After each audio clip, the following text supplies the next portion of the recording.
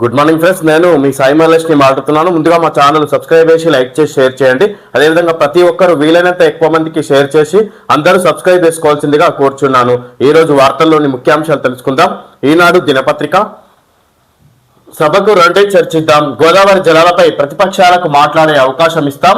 ఇక్కడ గెలిచిన సెటిలర్లు కూడా ఏపీకి అనుకూలంగా పనిచేయరు. ముఖ్యమంత్రిగా నేను ఎందుకు సహకరిస్తా? చౌకబారు విమర్శలతో తెలంగాణ ఆత్మగౌరవం దెబ్బతీయొద్దు. 10 ఏళ్లలో 967 టీఎంసీలు నీటిని వినియోగించుకొని ఉంటే వరద జలాల్లో వాటా అడిగేవాళ్ళం. మా తప్పిదాలు ఏమిటో కేసీఆర్ చెప్పాలి. 2034 వరకు అధికారం మాదే. దేవాదులపై సమీక్ష అనంతరం విలేకరులతో సీఎం రేవంత్ రెడ్డి. ములుగు జిల్లా కన్నాయిగూడెం మండలం తుపాకులగూడెంలోని దేవాదుల ఎత్తిపోతల పథకం వద్ద గోదావరి నదిని పరిశీలిస్తున్న ముఖ్యమంత్రి రేవంత్ రెడ్డి. చిత్రంలో జిల్లా SP Sudheer Ramnath Kekan, collector TS Diwakar, మంత్రులు పొంగిలేటి శ్రీనివాసరెడ్డి, ఉత్తమ్ కుమార్ రెడ్డి. గోదావరి నదిని పరిశీలిస్తున్న ములుగు జిల్లా నియోజకవర్గం ప్రాంతంలో ఈ విధంగా సీఎం రేవంత్ రెడ్డి సభకు రండి చర్చించుకుందాం, అసెంబ్లీలో ఈ నదీ జలాల గురించి చర్చిద్దాము, ఈ విధంగా అనవసరంగా ప్రభుత్వంపై ఆరోపణలు చేయొద్దన్నట్టుగా ఈ విధంగా ప్రతిపక్షాల పార్టీ ఉద్దేశించి మాట్లాడుతారు. ఈ విధంగా కేసీఆర్ను ఉద్దేశించి కూడా ఇక్కడ మాట్లాడుతున్నట్టుగా సీఎం రేవంత్ రెడ్డి. ఈ విధంగా ఇక్కడ నదీ జలాలకు ఈ విధంగా ఏపీకి తరలిపోతున్న నీటి గురించి అడుగుతున్నాం, చర్చించాలన్నట్టుగా ఈ విధంగా ఏదైనా ప్రభుత్వంపై ఆరోపణలు ఎందుకు చేస్తున్నారు అన్నట్టుగా మాట్లాడుతున్నారు సీఎం రేవంత్ రెడ్డి. గోదావరి జలాల వినియోగం వివాదాలకు సంబంధించి వచ్చే బడ్జెట్ సమావేశాల్లో ఒకరోజు సమగ్రంగా చర్చిద్దాం. ప్రతిపక్షాలకు మాట్లాడే అవకాశం ఇస్తాం. సభకు రండి అని ముఖ్యమంత్రి రేవంత్ రెడ్డి పేర్కొన్నారు. ఆదివారం ములుగు జిల్లా ఏటూరు నాగారం మండలంలో దేవాదుల ఎత్తిపోతల పథకం పంప్ హౌస్ పరిశీలన అనంతరం విలేకరుల సమావేశంలో సీఎం మాట్లాడారు. గోదావరి జలాలను ఏపీ మళ్లించుకుంటున్నాం, చూస్తూ ఊరుకుంటున్నారంటూ చౌకబారు విమర్శలతో తెలంగాణ ఆత్మ గౌరవాన్ని దెబ్బతీయొద్దు.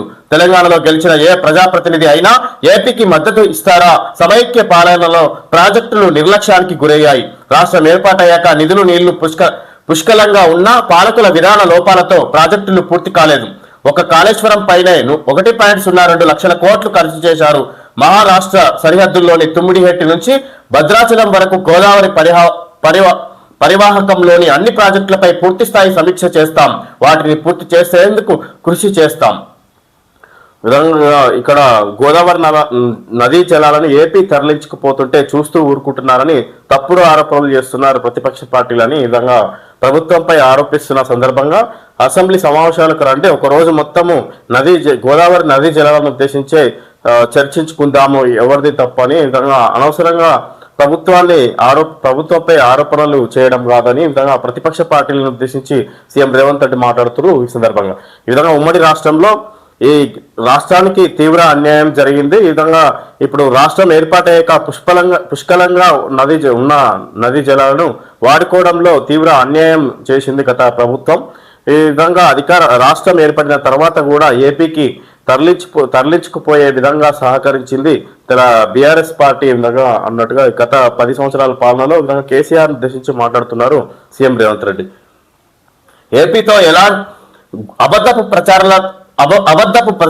ప్రచారాలతో ప్రయోజనం లేదు. గోదావరి పరివాహక ప్రాంతంలో ప్రాజెక్టులు నిర్మించుకొని ఉత్తర తెలంగాణను సస్యశ్యామలం చేయాల్సిన తరుణంలో ఈ అబద్ధపు ప్రచారాలతో ప్రజలకు ప్రయోజనం లేదు. తెలంగాణ వచ్చాక 10 ఏళ్లు పాలించిన వారు దేవాదుల, శ్రీపాద, ఎల్లంపల్లి, ఎస్ఆర్ఎస్పి 2 దేవాదుల తదితర అబద్ధపు ప్రచారాలతో ప్రయోజనం లేదని ఈ విధంగా బీఆర్ఎస్ పార్టీని ఉద్దేశించి మాట్లాడుతారు. గత 10 సంవత్సరాల పాలనలో నిర్లక్ష్యానికి పోయి విధంగా ఇక్కడ ఏపీకి తరలించుకుపోయే విధంగా నదీ జలాలను తరలించుకుపోయే విధంగా చూస్తూ కూడుకున్నారు, వాళ్లకు సహకరించుకుంటున్నారు రాష్ట్రం ఏర్పాటైనాక కూడా అనే విధంగా ముఖ్యంగా బీఆర్ఎస్ పార్టీ అధికారంలో ఉన్న సందర్భంగా 10 సంవత్సరాల్లో రాష్ట్రానికి ఏ విధంగా ప్రయోజనం లేదు.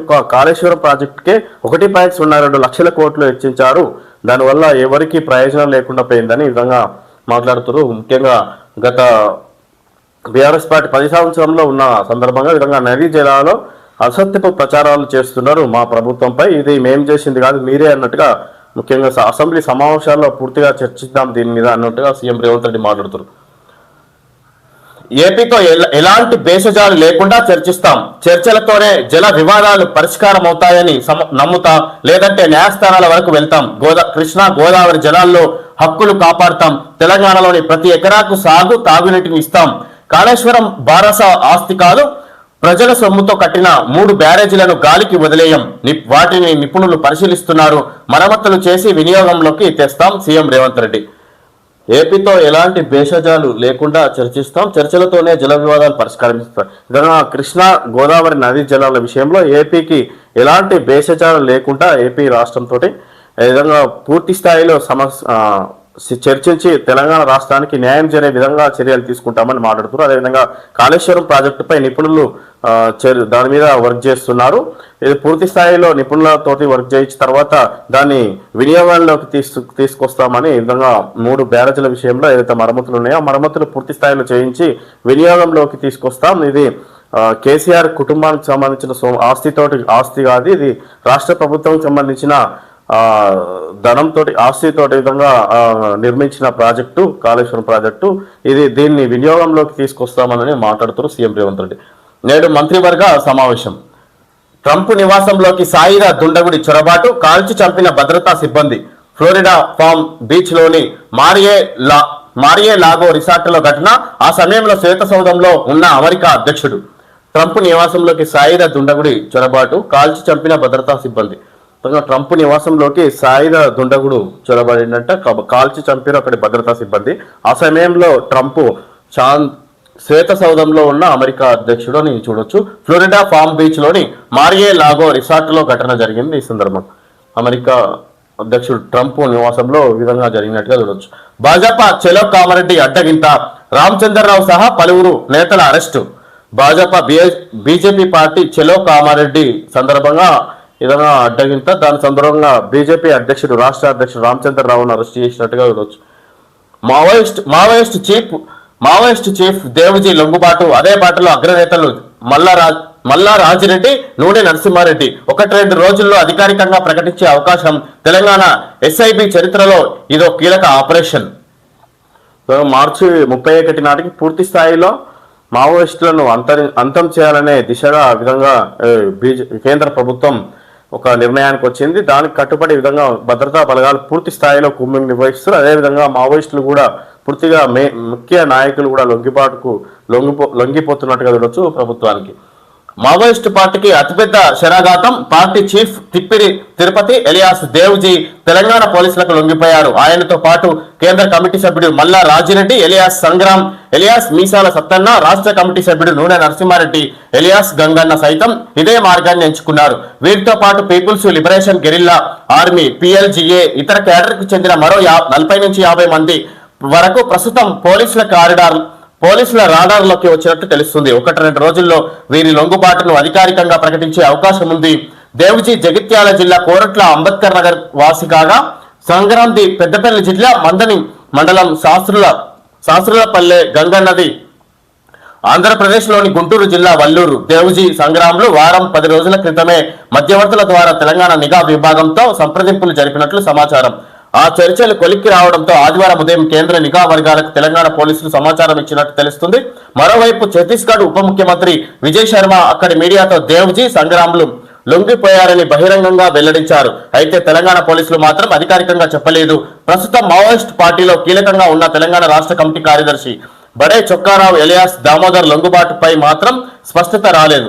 ఆపరేషన్ కగారుతోనే 1980 దశకంలో కొండపల్లి సీతారామయ్య KS నేతృత్వంలో ఏర్పాటైంది CPI పీపుల్స్ వార్ పార్టీ. దాదాపు ముష్కర కాలం తర్వాత అప్పటి పరిస్థితుల్లో KS పార్టీ నుంచి బహిష్కృతుడయ్యాడు. ఆయన స్థానంలో ముప్పాళ్ల లక్ష్మణరావు ఎలియాస్ గణపతి పార్టీకి సారథ్యం వహించారు. ఈ విధంగా 1980 దశకంలో కొండపల్లి సీతారామయ్య KS నేతృత్వంలో ఏర్పాటైంది CPI పీపుల్స్ వార్ పార్టీ. విధంగా నక్సల్స్ మావోయిస్ట్ పార్టీ విధంగా ముఖ్యంగా 1980లో స్థాపితమైంది. ఈ సందర్భంగా ఇక్కడ దశల వారీగా కీలక వ్యక్తులు ఎంతోమంది ఇందులో పాల్గొని ఈ విధంగా చివరికి పూర్తి స్థాయిలో అది మావోయిస్ట్ పార్టీ అంతమందే స్థాయికి వచ్చినట్టుగా చూడవచ్చు. ఈ సందర్భంగా ఇంకా ముఖ్య నాయకులందరూ కూడా లొంగిపోతున్నారు. ఈ విధంగా ఇప్పటికే ఎంతో మంది కేంద్ర బలగాలు కాల్చి చంపిన ఎదురుకాల్పులో ఎంతో మంది మరణించారు. ఈ సందర్భంగా పూర్తి స్థాయిలో మావోయిస్టులు కేంద్ర కమిటీ సభ్యులు కీలక నేతలు కూడా మావోయిస్ట్ నేతలు కూడా లొంగిపోతున్నారు అన్నట్టుగా చూడొచ్చు. ఈ సందర్భంగా నిస్తేజంగా 8.5 లక్షల ఈపీఎఫ్ ఖాతాలు 10 ఏళ్లుగా క్లెయిమ్ చేయని చందాదారులు 25,000కు పైగా ఖాతాల్లో సగటున 5 లక్షల పైనే నిల్వ. నిస్తేజంగా 8.5 లక్షల ఈపీఎఫ్ ఖాతాలు 10 ఏళ్లుగా క్లెయిమ్ చేయని చందాదారులు 25,000కు పైగా ఖాతాల్లో సగటున 5 లక్షల పైనే నిల్వ. ఈపీఎఫ్ ఖాతాల్లో 8.5 లక్షలు అసలు పూర్తిగా ఇప్పటివరకు కూడా డ్రా చేయలేని ఉద్యోగులు వాళ్ళ పిఎఫ్ ఫండ్ అలాగే ఉన్నట్టుగా ఇక్కడ చెప్పుకొస్తారు. 10 ఏళ్లుగా క్లెయిమ్ చేయని చందాదారులు 25,000కు పైగా ఖాతాల్లో సగటున 5 లక్షల పైనే నిల్వ. ఏఐ కొలువులు పిలుస్తున్నాయి, ఉద్యోగ కల్పనలో 4వ స్థానంలో హైదరాబాద్. ఏఐ కొలువులు పిలుస్తున్నాయి, ఉద్యోగ కల్పనలో 4వ స్థానంలో హైదరాబాద్. విధంగా ఏఐ టెక్నాలజీ నూతనంగా ఇక్కడ సాఫ్ట్వేర్ రంగంలో ఇదొక కొత్త టెక్నాలజీ వస్తున్న సందర్భంగా దీనివల్ల ఉద్యోగ అవకాశాలు ఇంకా పిలుస్తున్నాయి హైదరాబాద్ లో ఏఐ కొలువులని ఈ విధంగా సందర్భంగా చూడొచ్చు. దేశీయంగా కేసీ 390 విమానాల తయారీ ఎంబ్రాయర్ సిఇఓ ఫ్రాన్సిస్కో గోమెజ్ ఆసియా దేశాలకు ఇక్కడి నుంచే ఎగుమతి చేస్తామని వెల్లడి.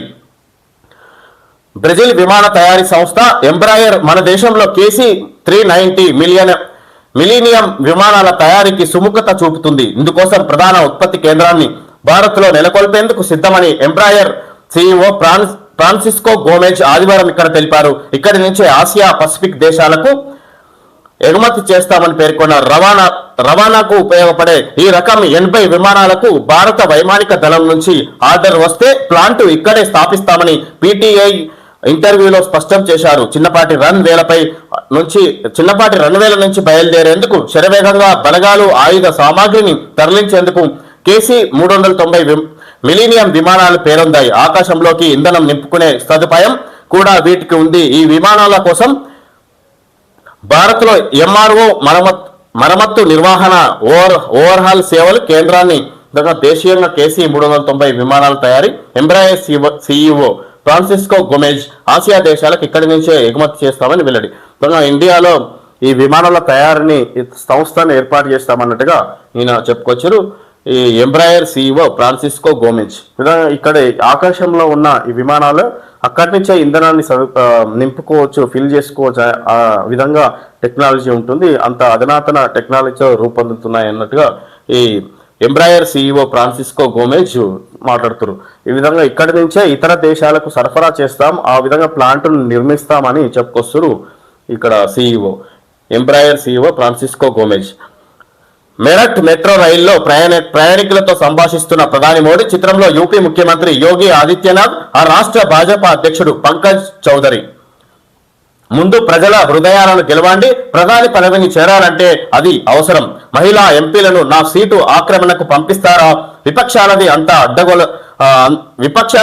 డొల్లతనమా? మోడీ అత్యంత వేగవంతమైన మెట్రోను యూపీలో ప్రారంభించిన పీఎం. మహిళా ఎంపీలను నా సీటు ఆక్రమణకు పంపిస్తారు. పార్లమెంటు సమావేశాల్లో ఈ విధంగా జరిగిన తీరును ఆయన మాట్లాడుతూ ఈ సందర్భంగా ఈ యోగి ఆదిత్యనాథ్ కూడా ఉన్నాడు. ఇక్కడ మన మెరట్ మెట్రో రైల్లో ప్రయాణికులతో సంభాషిస్తున్న ప్రధాని మోడీ చిత్రంలో యూపీ ముఖ్యమంత్రి యోగి ఆదిత్యనాథ్, ఆ రాష్ట్ర భాజపా అధ్యక్షుడు పంకజ్ చౌదరి. యూపీలో ఉత్తరప్రదేశ్లో విధంగా ప్రధాని మోడీ మెట్రో రైలు ప్రయాణికులతో మాట్లాడుతున్నారు. అదే సందర్భంగా ఈ పార్లమెంట్ సమావేశాల్లో జరిగిన తీరును ఆయన ఈ విధంగా ప్రస్తావిస్తున్నట్టుగా చూడొచ్చు. ప్రధాని మోడీ ప్రధానమంత్రి సీట్లో కూర్చోవాలని తపన పడుతున్న వారు ముందుగా ప్రజల హృదయాలను గెలవాలని ప్రధాని నరేంద్ర మోడీ పేర్కొన్నారు. పార్లమెంట్లో ప్రధాని సీటును ఆక్రమించుకోవాలని మహిళా ఎంపీలను ఉసిగొల్పడం ద్వారా ఎవరూ ఆ స్థానాన్ని చేరుకోలేరని స్పష్టం చేశారు. మాతృమూర్తుల్ని, సోదరి మనుల్ని ఇలా పార్లమెంట్లో ముందుకు నెట్టేంత డొల్లగా మారిపోయారా అని పరోక్షంగా లోక్సభ విపక్ష నేత రాహుల్ గాంధీని ఉద్దేశించి వ్యాఖ్యానించారు. దేశంలోనే అత్యంత వేగంగా గంటకు 120 కిలోమీటర్ల వేగంతో వెళ్లే మెట్రో రైలును ఉత్తరప్రదేశ్లోని మేరట్లో ఆదివారం మోడీ ప్రారంభించారు. విధంగా అత్యంత వేగంగా వెళ్లే గంటకు 120 కిలోమీటర్ల వేగంతో ప్రయాణించే మెట్రో రైలును ప్రారంభించిండు ఉత్తరప్రదేశ్లో. ఆ సందర్భంగా ప్రయాణికులతో ప్రయాణిస్తూ ఈ మెట్రో రైలు ప్రారంభించిన సందర్భంగా ఈ ప్రధానమంత్రి సీటును గెలుచుకోవాలంటే ముందుగా ప్రజల హృదయాలను గెలుచుకోవాలి. ఈ విధంగా నా సీటును చేయడానికి మహిళా ఎంపీలను ఉసిగొల్పుతారా అని ఈ విధంగా ఈ ప్రతిపక్ష పార్టీ అయిన కాంగ్రెస్ పార్టీని ఉద్దేశించి మాట్లాడుతూ ఈ సందర్భంగా రాహుల్ గాంధీ గురించే ముఖ్యంగా ప్రధాని మోడీ మాట్లాడినట్టుగా చూడొచ్చు. పార్లమెంట్ సమావేశాల్లో ఈ విధంగా నా సీటు ఆక్రమించుకోవడానికి గాను, నాపై తప్పుడు ఆరోపణలు చేయడానికి గాను మహిళా ఎంపీలను ఉసిగొల్పుతారా అని మాట్లాడుతారు. ముందు ప్రజల మనసును గెలుచుకోండి, ఆ తర్వాత ప్రధాని సీటు గురించి ఆలోచించండి.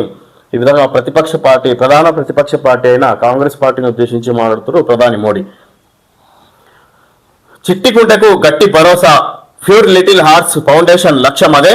ఖర్చు భరించలేక ఎవరు గుండె వైద్యానికి దూరం కాకూడదు. తెలుగు రాష్ట్రాల్లో ఏటా 20,000 మందికి పుట్టుకతోనే గుండె జబ్బులు, సత్వర చికిత్సతోనే ప్రాణాలకు రక్ష. 633 మందికి ఉచిత చికిత్సలు అందించాం. పిల్లల గుండె వైద్య నిపుణుడు డాక్టర్ నాగేశ్వరరావు కోనేటి. విధంగా 633 మందికి ఉచిత చికిత్సలు అందించామని ఈ విధంగా పిల్లల గుండె వైద్య నిపుణుడు డాక్టర్ నాగేశ్వరరావు కోనేటి మాట్లాడుతున్నారు. ప్యూర్ లిటిల్ హార్ట్స్ ఫౌండేషన్ లక్ష్యం అదే. ప్యూర్ లిటిల్ హార్ట్స్ ఫౌండేషన్ లక్ష్యం అదే. ఎవరు ఆర్థిక స్తోమత లేదని భయపడద్దు.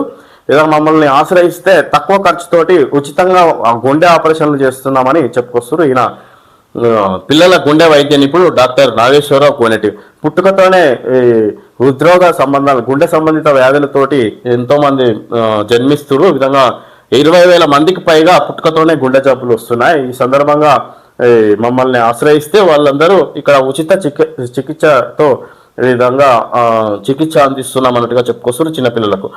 దేశంలో ప్రతి 1000 మంది పిల్లల్లో 10,000 మందికి పుట్టుకతోనే గుండె జబ్బులు వస్తున్నాయి. తెలుగు రాష్ట్రాల్లో ఏడాదికి సుమారు 20,000 మంది శిశువుల్లో ఈ సమస్యలు ఉంటున్నాయని అధ్యయనాలు చెబుతున్నాయి. సరైన సమయంలో తగిన చికిత్స అందించకపోతే వీరిలో సుమారు 90% మంది చిన్నారులు తమ మొదటి పుట్టినరోజు కూడా జరుపుకోలేని పరిస్థితి ఏర్పడుతుందని రెయిన్బో చిల్డ్రన్ ఆర్ట్స్ ఇన్స్టిట్యూట్ లో పిల్లల గుండె వైద్య నిపుణుడు డాక్టర్ నాగేశ్వరరావు కోనేటి తెలిపారు. ఆర్థిక ఇబ్బందుల కారణంగా చాలా మంది తమ పిల్లలకు చికిత్స అందించడం లేదని, ఆడపిల్లల విషయంలో మరింత అన్యాయం జరుగుతుందని ఆవేదన వ్యక్తం చేశారు. ఈ పరిస్థితి నివారణకు 4 ఏళ్ల కిందట ఏర్పాటైన ప్యూర్ లిటిల్ ఆర్ట్స్ ఫౌండేషన్ ద్వారా 633 మంది పేద పిల్లలకు ఉచితంగా గుండె చికిత్సలు చేసినట్లు తెలిపారు. చికిత్సకు నయం కాని గుండె జబ్బులు కేవలం 1% ఉంటాయని, తల్లిదండ్రులు నిరాశకు గురి కావాల్సిన అవసరం లేదని ధైర్యం చెబుతున్నారు. పేదలు ఎవరైనా ఆర్థిక సమస్యల కారణంగా తమ చిన్నారులకు గుండె శస్త్రచికిత్సకు వెనుకడుగు వేయాల్సిన అవసరం లేదని స్పష్టం చేస్తున్నారు. గుండెలో రంధ్రాలను చిన్నారులకు తగిన చికిత్స అందిస్తే వారు క్రీడలు ఏ వృత్తిలోనైనా రాణించగలరని, పథకాలు సాధించగలరని భరోసా ఇస్తున్నారు. చిన్నపిల్లలు పుట్టుకతోనే 10,000 మందికి పైగా, దేశవ్యాప్తంగా 20,000 మందికి పైగా పుట్టుకతోనే గుండె సంబంధిత వ్యాధులతోటి పుడుతున్నారు. వాళ్ళందరికీ కూడా చికిత్స అందిస్తే ఇక్కడ ఆరోగ్యంగా బతకగలరు, ఎన్నో విజయాలను కూడా సాధించగలరు. ఇది ఈ చికిత్సకు నయం కాని వారు 1% మాత్రమే ఉన్నారు. పూర్తి స్థాయిలో చికిత్స చేయడం వల్ల ఆరోగ్యంగా ఉండగలుగుతారు. విధంగా ముందు అన్ని రకాల వాళ్ళు విజయాలను అన్నిట్లో పాల్గొనగలరు, అంత చురుగ్గా ఉంటారని చెప్పుకొస్తారు. ఈ విధంగా డాక్టర్ కోనేటి నాగేశ్వరరావు 4 ఏళ్ల కిందట ఏర్పడింది. ఈ విధంగా ప్యూర్ లిటిల్ హార్ట్స్ ఫౌండేషన్ ద్వారా 633 మంది పేద పిల్లలకు ఇప్పటికే చికిత్స అందించారు. రెయిన్బో చిల్డ్రన్ హార్ట్స్ ఇన్స్టిట్యూట్ లో పిల్లల గుండె వైద్య నిపుణుడు ఈ విధంగా ఉచితంగా గుండె చికిత్సకు గుండె చికిత్స చేస్తున్నట్టుగా చూడొచ్చు. ఈ విధంగా ఎంతో మంది ప్రాణాలను కూడా కాపాడినాం అని కూడా ఈ సందర్భంగా చెప్పుకొస్తారు గుండె వైద్య నిపుణుడు డాక్టర్ నాగేశ్వరరావు కోనేటి. ఎల్ఐసి పాలసీదారులకు గమనిక, మీ రివార్డులు పొందేందుకు సమయం ఆసన్నమైంది. కేవలం అప్డేట్ చేయండి మీ బ్యాంకు వివరాలు. మీ పాలసీ డబ్బులు మీకోసం ఎదురు చూస్తుండొచ్చు. 2 సరళతరమైన చర్యలతో మీ పాలసీ డబ్బు క్లెయిమ్ చేసుకోండి. మీ బ్యాంకు వివరాలు అప్డేట్ చేయండి. మీ కేవైసీ సమర్పించండి. LIC life insurance corporation of India, ప్రతిక్షణం మీకు తోడుగా. ఓకే ఫ్రెండ్స్, ఈరోజు వార్తల్లోని ముఖ్యాంశాలు తెలుసుకోవడం జరిగింది. Thank you friends.